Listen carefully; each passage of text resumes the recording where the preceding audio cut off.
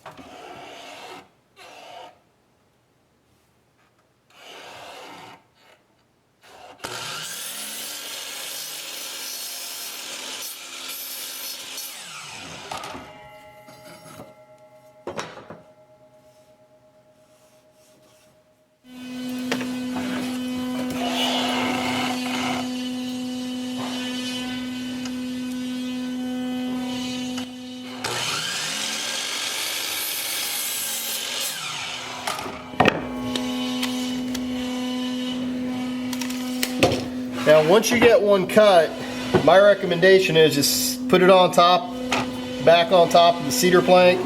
Make sure this edge here is matching, it's smooth, and then take your blade and just kind of barely tap it. Don't push on it because this blade will flex. Lift it up and down, make sure that you're going to clear that. But if you had pushed on it and lifted it up, you're going to land right on top of it because you will flex that blade. So just make sure it just barely goes next to it.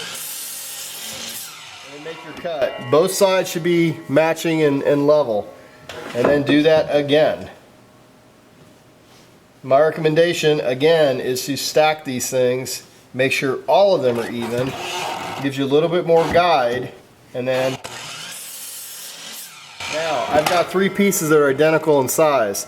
Once the piece comes off the CNC machine, I will lay that up against that board and cut it.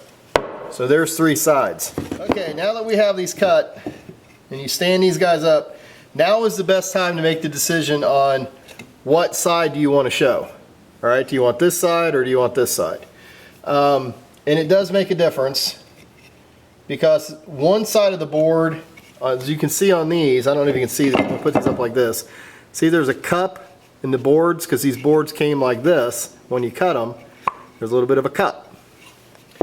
So, with that in mind, if you wanted the boards to be on this side, on the inside, right? That wanted to be, you wanted that to be on your outside like this.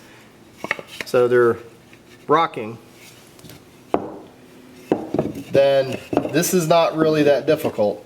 You just need to stand them back up the way you had them. And you pick, you know, yeah, I want this on the outside. Lay them down.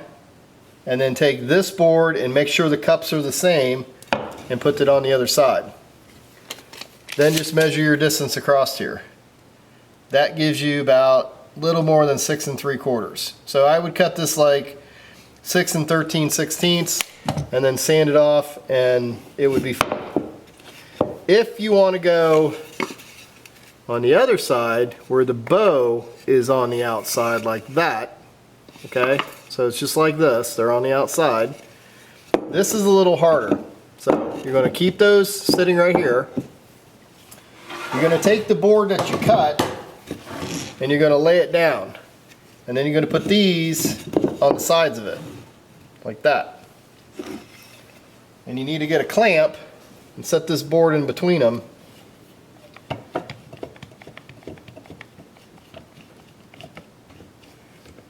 Like that. Doesn't have to be perfectly in there, it just needs to be there. So now that's simulating the entire box. And now you need to measure about halfway up on here, or the greater distance. So this guy is about a 1/16 thicker. So it's going to be about 7 7/8. Okay? So you could cut it a little bit thicker than that, you know, longer than that, and you'd be fine. So now what are we talking about when we're cutting? So if I stand this back up like this board, being that it's 5.5 inches wide, you would cut whatever the length is of this board. So if you wanted them setting like this, bowing out, you'd cut it 7 7/8. But again, all this is measurements that you have to take off of these boards. It's not nothing I can just give you.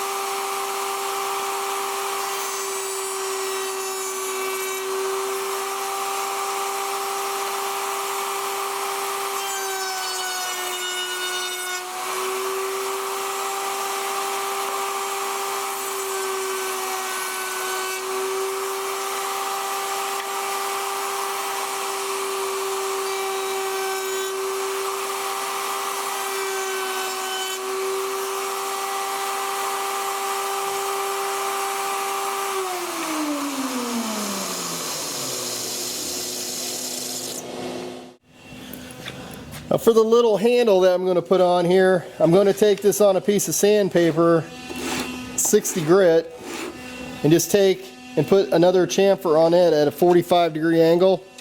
So just kind of try to find something where you're really just right on that point, and go back and forth on it maybe 8 or 10 times, or until you find something that you really think looks good. And I would do it on all 4 of the top corners.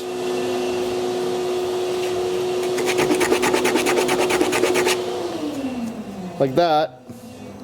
You can put that up on top. And then we can fasten that down with some nails and some glue. Mainly glue, but there you go. Alright, so in order to get your little block here on top, it's kind of like a guessing game, but mainly you're going to figure out about where this guy goes. So we're looking at 2 1/8 on this side from using the 1. It doesn't matter if you start out at the 1.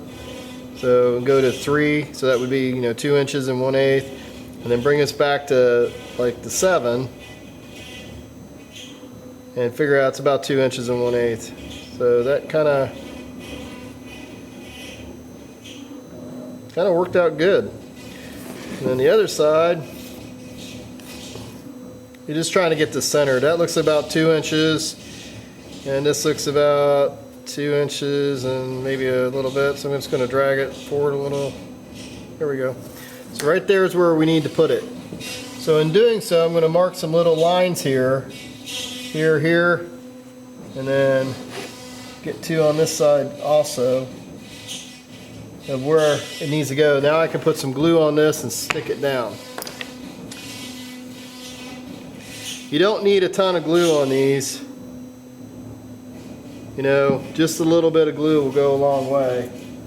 You can either use a scrap piece of wood or a brush. Just kind of get it smoothed out across here so you don't really leave any gaps when you're putting it together.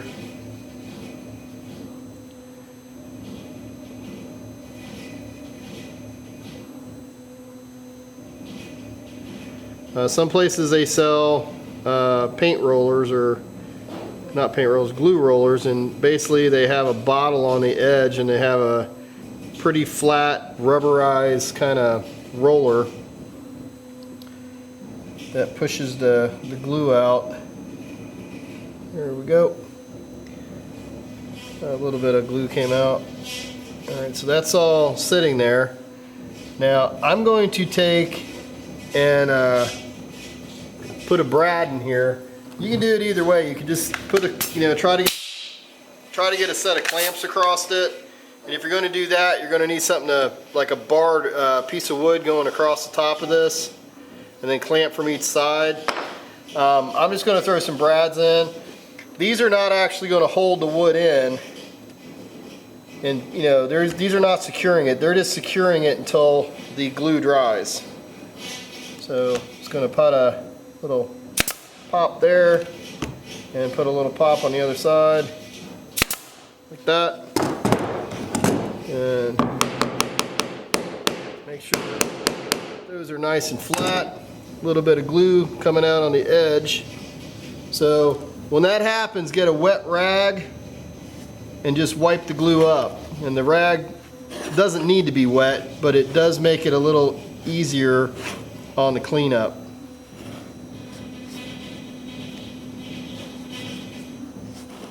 Like that.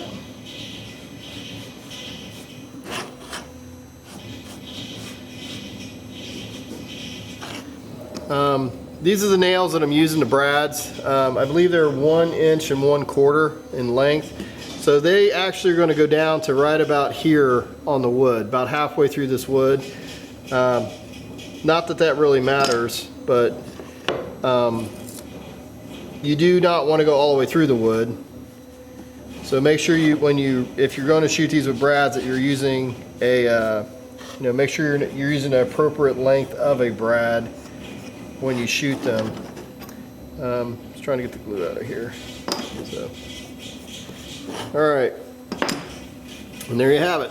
There's the lid. So now that we have these 3 sides cut, we have the 2 sides and the back, and the front's laying over here, and we need to put the lid on. So in order to do that, what I do is I lay them down to make sure that these are all the insides. I have a piece of wood that I've already connected to my bench that's usually here all the time for situations like this. I take a speed square, they have a little ledge on the edge, and I set it down on top and slide it up against this to make sure this is square. Alright? Then I put some screws into it. Then I take the back piece that has to go in like this, and these are going to get rotated like this, and the back piece gets set up on here. I usually bring it up a little bit and then clamp it down really tight with these little dewalt clamps, which are great. And then when you put glue on it, it's easier to line it up.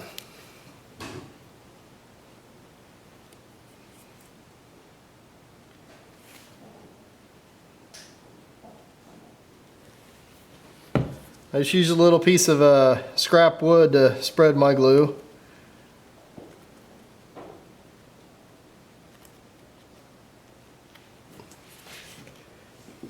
And then set it up on top. So the reason I have this here is so I can line up one side of the wood. The other one you can always sand off if you need to, but as long as you get one line lined up, one side's lined up, you're good. And then when you put the nails in, if you're shooting brads, I mean, you could always just clamp these and glue them. It just takes longer. I usually put them so far up, and then one in the middle, and then the same distance down from the other side. I also make sure brads have a wide side and a thin side, okay? So a lot like this is what a brad nail looks like, except for it doesn't have the parallelogram, but it looks like this. So when you go in, these are all setting like this, okay? And I try to follow that around to give a good aesthetic to the lantern. I also use a screwdriver since I don't have fingernails to get the glue out of here. So it looks good. And if you're using a rag, make sure it's a damp rag. It doesn't have to be sopping wet, but it does have to be damp. So now the next board that goes in, so this went like that, and then this is the next board going in. So this one has to get clamped also. It just has to be clamped upside down this way.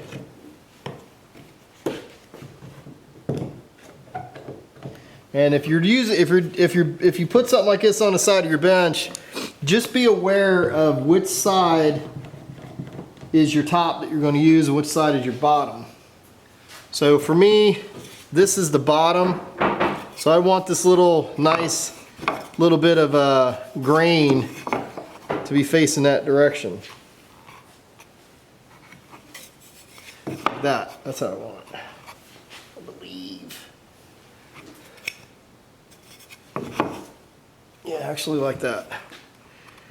So that gives it a nice green look on the outside.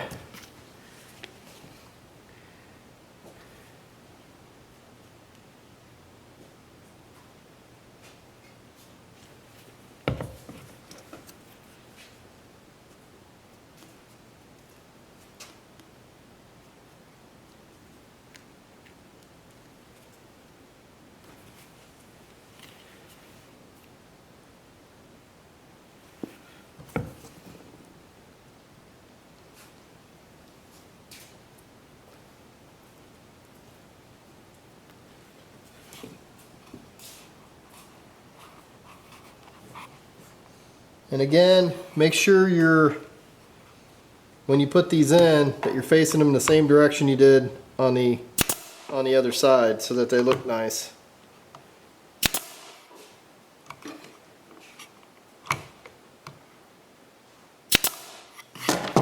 There we go.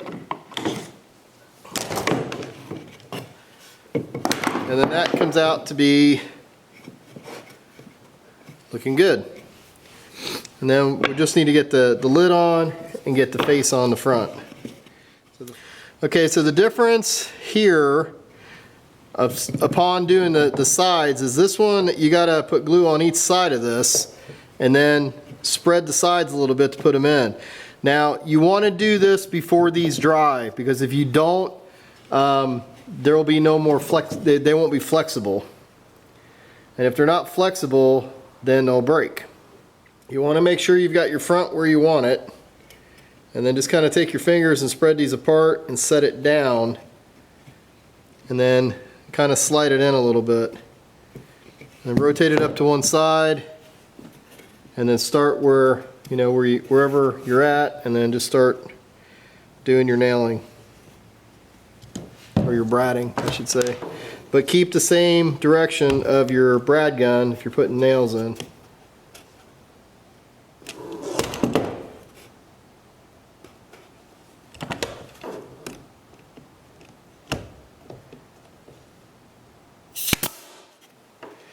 And also be aware of the cutout that you have on the front, not to put a nail in where you might actually cut through something you've cut out, because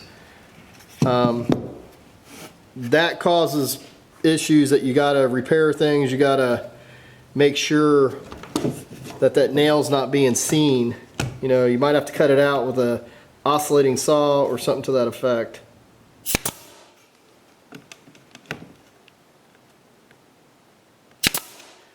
So, now that looks good. Now you can put the lid on, and I would make sure when you do this, well, before you do that, make sure all these nails are flat. You don't want somebody getting their fingers caught on them.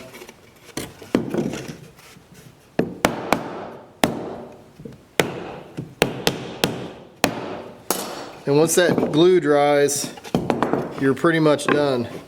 Okay, now when you glue one of those, when you glue in the box up, when I do it, I turn it around to the back, and then I put my clamp on the back here, and then I adjust these edges to make sure they're where I want them.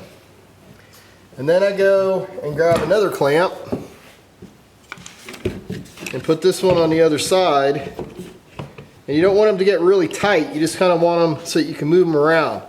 Once you get them to this point, you can lay them down, and you can put a couple more clamps on the front like this, and you can put the other one on the other side like this. Now if you have anything that's bulging out on the sides or whatnot, you can always put another clamp across this way, or the front to the back, you can put one that way too. When you're done with this, just stand it up on its edge like that, and then after about 30 minutes you'll be able to pop them out.